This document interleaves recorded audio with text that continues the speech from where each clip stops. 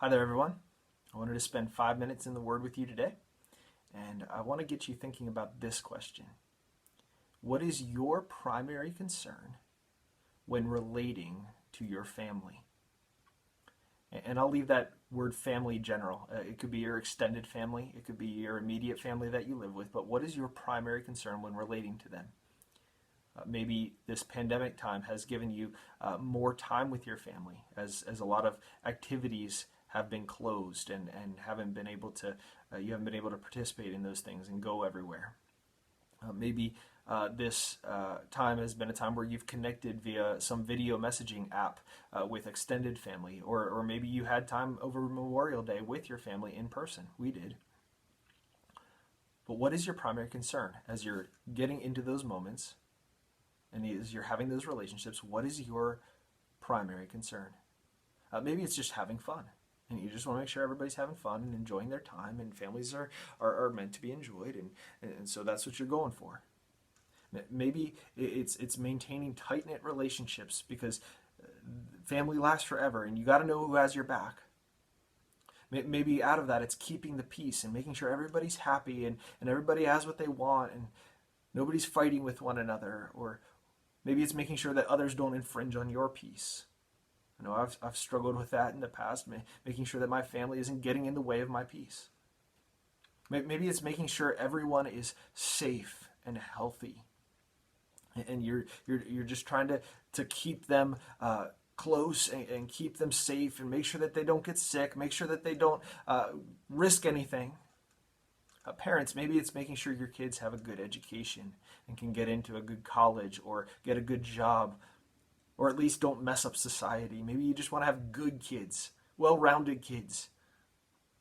But have you ever thought about the fact that your family is a gift from God, just like any other relationship, and it's entrusted to you to steward for the sake of His kingdom? That's how we're closing out this series, Good and Faithful, Stewardship as a Way of Life. We're learning to use everything God gives us for the sake of His kingdom. And our families are no exception to that.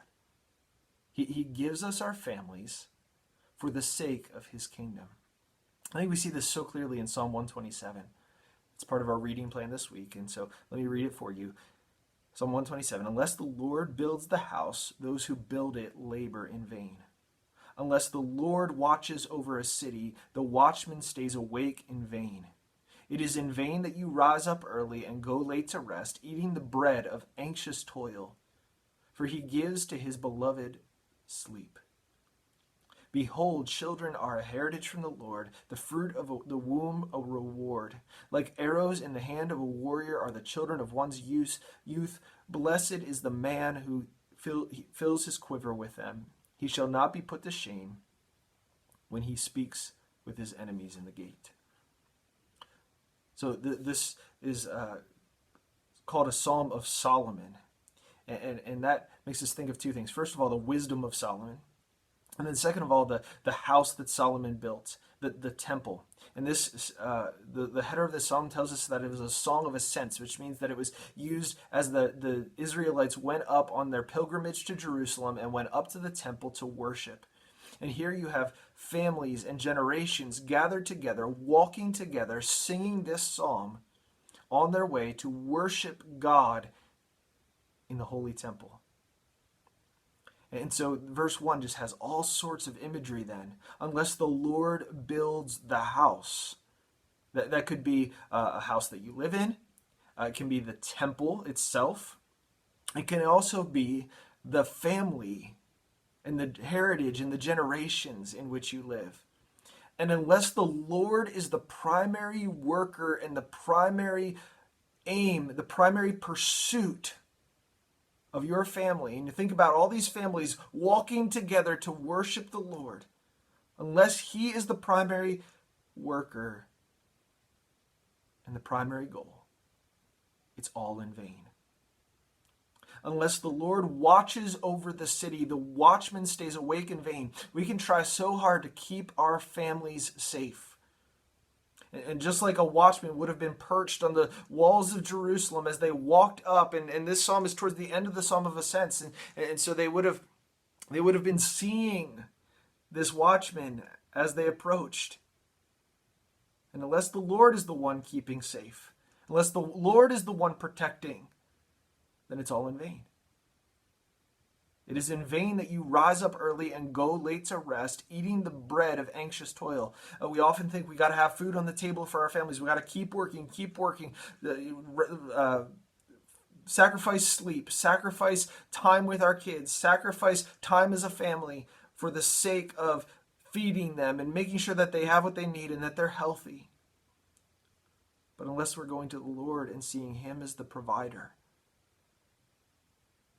and seeing Him as the one who gives us rest, it's all just anxious toil. Solomon in Ecclesiastes calls that just a striving after the wind. But there's a different perspective that we can have. We can see our families as a gift from God and help them pursue His kingdom. Help them pursue a relationship with Him. Behold, children are a heritage from the Lord, the fruit of the womb, a reward. Like arrows in the hands of a warrior are the children of one's youth. Blessed is the man. Happy is the man who fills his quiver with them.